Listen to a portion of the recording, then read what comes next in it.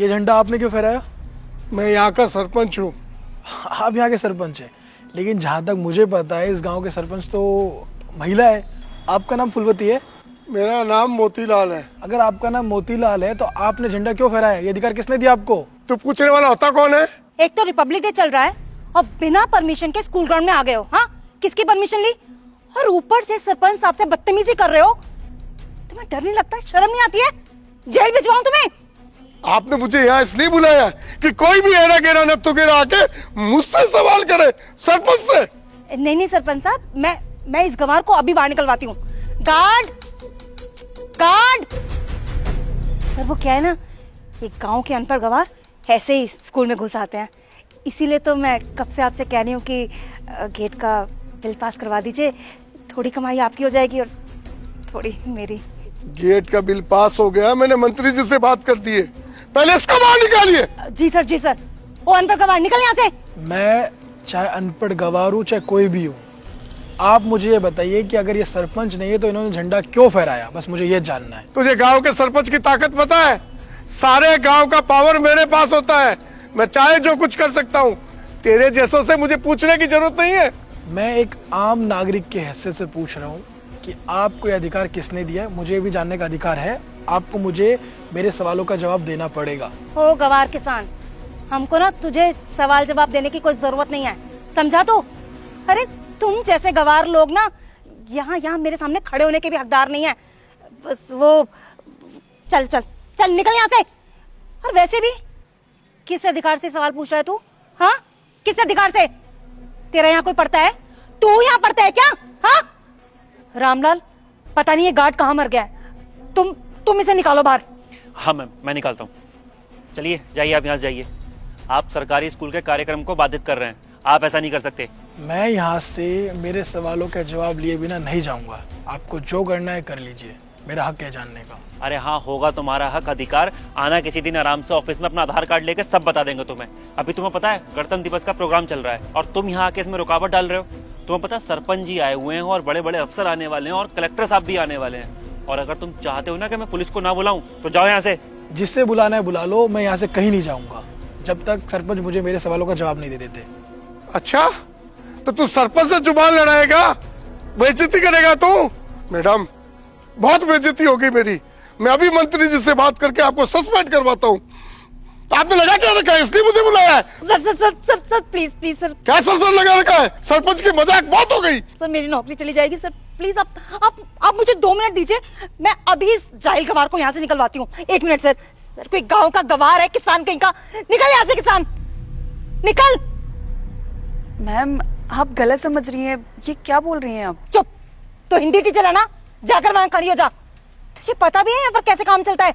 नई ज्वाइनी है ना तेरी, इसलिए तुझे पता नहीं है यहाँ गांव का स्कूल का मैनेजमेंट कैसे चलता है। हाँ, ये गांव के नीची जाति के लोग हैं, गांव के अंदर घुस आते हैं और सर हम लोगों से ऐसे बदतमीजी करते हैं। इन लोगों को सीधा करने के लिए इनके साथ यही होना चाहिए।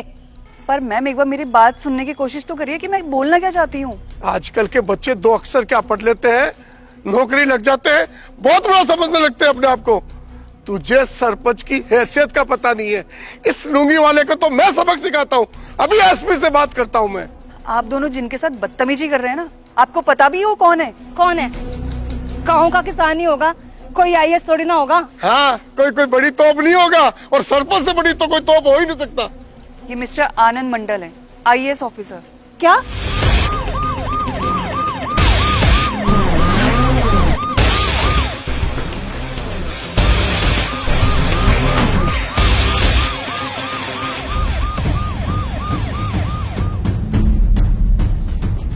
ये चप्पल लुंगी पहन के क्यों यहाँ आए हैं? और ये तो 11 बजे आने वाले थे ना, जल्दी क्यों आ गए हैं? सर 11 बजे ही आने वाले थे, लेकिन ये देखना चाहते थे कि यहाँ किस तरीके से काम किया जा रहा है। मेरे पास कॉल आया था और मैं इतनी देर से आप दोनों को यही बताने की कोशिश कर रही थी, लेकिन आप लोगों को तो मेरी बात सुननी नहीं थी। अरे सर, आपने पहले क्यों नहीं बताया? कलेक्टर साहब, सर चलिए ना मेरे साथ गांव में। देखिए आप, मैंने गांव को यहाँ से वहां तक उठा दिया है, रोडें बनाई है मैंने, पानी का विकास कराया। मैं बहुत ईमानदार सरपंच हूँ। मेरे जैसा सरपंच तो किसी गांव में नहीं मिलेगा। सर चलेंगे आप मेरे साथ? सर मुझे तो ईमानदारी का अवार्ड देना चाहिए। बिल्कुल सरपंच जी, आपको ईमानदारी का अवार्ड मिलेगा, बस आप थोड़ी देर सब्र रखिए। लेकिन उससे पहले मुझे किसी से मिलाना है आप लोगों को। मैम, आप इन्हें जानते हैं? हाँ सर, ये तो मेरी धर्मपत्नी है। आपकी धर्मपत्नी? अच्छा एक बात बताइए, आप इस गांव के सरपंच हैं? डरिए मत, बताइए, किसी से डरने की जरूरत नहीं, बोलिए। साहब सरपंच तो मैं ही हूँ, पर सारा काम मेरे पति ही देखते हैं। वो कहते हैं कि मैं अनपढ़ हूँ, मुझे कुछ नहीं आता, तो इसलिए घर पे ही रहते हैं। सर सरपंच तो यही है, लेकिन ये तो महिला है ना, महिला का काम तो झाड़ू पोछा घर का काम करना होता है, ये सब तो पुरुषों का काम होता है। हम पुरुष करेंगे ये सब तो। वो क्या है, मेरे पे 2-4 केस थे, मैं चुनाव लड़ नहीं सकता था, इसलिए मैंने इनको चुनाव लड़ाया। बाकी सरपंच की कमान तो मैं ही संभालूंगा ना। ये महिला कहाँ जाएगी और किससे मीटिंग करेगी? ये तो घूंघट भी अच्छी लगती है सर। अच्छा, तो ये महिला है इसलिए कुछ नहीं कर सकती, इनको घरों का काम करना चाहिए। ये अधिकार किसने दिया आपको ऐसा बोलने का? आपको पता भी आप कौन सी सदी में जी रहे हैं? अगर ये सरपंच है तो आप सरपंच क्यों बने हैं? आपको अधिकार किसने दिया? आप जैसे लोगों की वजह से महिला अपना अधिकार नहीं ले पाती है, वो कुछ कर नहीं पाती, हमेशा उन्हें घरों में रहना पड़ता है। इसी चीज को देखते हुए आपको सजा मिलेगी। और हाँ, आप पे 2 केस लगे हुए हैं ना, तीसरा भी लगने वाला है, अब जेल जाएंगे। नहीं सर, मुझे माफ कर दीजिए सर, मुझसे गलती हो गई, आगे से ध्यान रखूंगा। माफ? अच्छा ठीक है, मैं आपको माफ कर दूंगा, लेकिन उससे पहले आपको मेरे कुछ सवालों का जवाब देना पड़ेगा। सर क्यों नहीं, मैं यहाँ का सरपंच हूँ, पूछिए आपको क्या सवाल पूछना है। अच्छा बताइए, अभी आप झंडा फहरा रहे थे, तो राष्ट्रीय गान के बारे में बताइए, कुछ पता है आपको? चलो कुछ इजी सा पूछते हैं आपके लिए, सब छोड़िए, ये बताइए भारत में राज्य कितने हैं? नहीं पता। आप ये बताइए कि भारत की राजधानी क्या है? नहीं पता आपको। चलिए एक आसान सा सवाल और, आप पढ़े लिखे कितने ये बताइए। सर मैं पढ़ा लिखा यहाँ तक सर अनपढ़ हूँ। आपको मजाक लगता है? आप जैसे अनपढ़ की वजह से ही हमारा देश पिछड़ता जा रहा है। हर चीज को आप लोग हल्के में लेते हैं। अब सरपंच है तो क्या आपने क्या कर लिया? आप अगर पढ़े लिखे होते तो आपको पता चलता है कि रोजगार क्या होती है, लोग कितनी मेहनत करते हैं बच्चे आगे बढ़ने के लिए। और आपने ये भी कहा था कि आपने गांव में बहुत विकास किया है। आप अनपढ़ इसलिए आपको पता नहीं है। मैं इसी रोड से आया हूँ, रोड तो छोड़िए, आने का रास्ता तक नहीं दिख रहा था मुझे। ये विकास किया आपने गाँव में। आप पढ़े लिखे होते तो आप विकास करते, लेकिन आप अनपढ़ है, कर ही क्या सकते हैं? जो वोट देता है वो समझ नहीं पाता है किसको वोट देना चाहिए, किसको वोट नहीं देना चाहिए। हर जगह भ्रष्टाचार बढ़ता जा रहा है। और मैडम, मैंने जो इनसे सवाल पूछा था, आपको उसके बारे में कुछ पता है? कुछ भी पता है? नहीं पता होगा, क्योंकि आप भी घूस दे के टीचर बने होंगे, है ना? और ये मत सोचना कि आप लोग बच जाएंगे। नकली सरपंच बन के आपने जितने भी पैसे खाए लोगों के, उसकी सजा आप लोगों को मिलेगी। मेरे पास सारे सबूत है। मैं जल्दी यहाँ इसलिए आया था ताकि आप लोगों को रंगे हाथ पकड़ सकूं या देख सकूं कि आखिर यहाँ चल क्या रहा है। जब तक हम आवाज नहीं उठाएंगे तब तक आप लोग बदल नहीं सकते। और आप लोग बदलेंगे कैसे? जब तक आपको सजा नहीं मिल जाती। और जेल तो आप लोग जाएंगे। नहीं सर, जेल मुझे मत भेजिए, मुझे जेल से बहुत डर लगता है सर। सर मेरी तो छोटी सी गलती है सर, मेरे को जेल में मत डालिए सर। आप यहाँ के टीचर हैं, इन बच्चों को आप क्या सिखाते हैं? जाति बिरादरी के बारे में, इसकी जाति अच्छी नहीं, उसकी जाति अच्छी है, उसके साथ बैठो, इसके साथ मत बैठो। टीचर को ये शोभा देता है? बिल्कुल शोभा नहीं देता है। आपको अच्छी शिक्षा देनी चाहिए, लेकिन आप लोग अच्छी शिक्षा देंगे कैसे? आप तो अनपढ़ है और आप घूस देके टीचर लगे, तो अच्छी शिक्षा कैसे मिलेगी बच्चों को? नहीं मिल सकती। इसी वजह से हमारा देश पिछड़ता जा रहा है। आज हमारे देश को बहुत आगे होना चाहिए था, लेकिन बहुत पिछड़ा है। क्यों? आप जैसे कुछ करप्ट टीचर्स की वजह से। बहुत से अच्छे टीचर्स भी, बहुत से अच्छे सरपंच भी है, लेकिन उनको मौका नहीं मिलता अच्छे काम करने का, क्योंकि आप जैसे लोग उनका हक खा जाते हैं। लेकिन अब ये और बर्दाश्त नहीं होगा।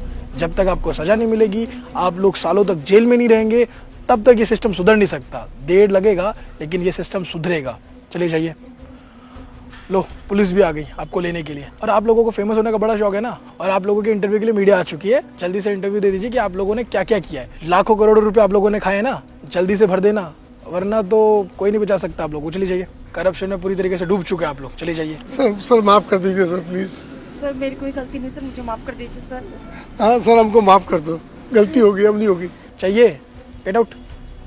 जाइए, चुपचाप वहां बैठिए।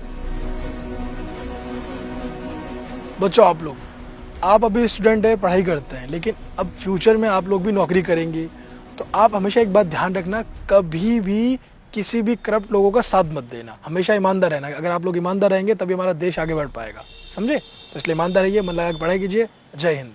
भ्रष्टाचार क्यों बढ़ता जा रहा है? क्योंकि हम इसके खिलाफ आवाज़ ही नहीं उठाना चाहते, इसलिए हर एक व्यक्ति भ्रष्ट होता जा रहा है। तो प्लीज़ भ्रष्टाचार के खिलाफ आवाज़ उठाइए, क्योंकि आपके और सबके आवाज़ उठाने से भ्रष्टाचार ख़त्म हो सकता है। आज नहीं तो कल मुझे पूरा विश्वास है कि भ्रष्टाचार ख़त्म होगा, हमारा भारत बहुत आगे जाएगा, बिल्कुल भ्रष्टाचार मुक्त करेगा। तो प्लीज़ साथ दीजिए और आवाज़ उठाइए, और इस वीडियो को सभी फ्रेंड के साथ, फैमिली का शेयर कीजिए, क्योंकि इसमें जो मैसेज है बहुत ही इंपॉर्टेंट है। जल्दी से इस वीडियो को सभी का शेयर कीजिए और हमारे यूट्यूब चैनल को सब्सक्राइब कीजिए, हमारे फेसबुक फॉलो कीजिए। हमेशा से मुस्कुराते रहिए, खुश रहिए। Thank you.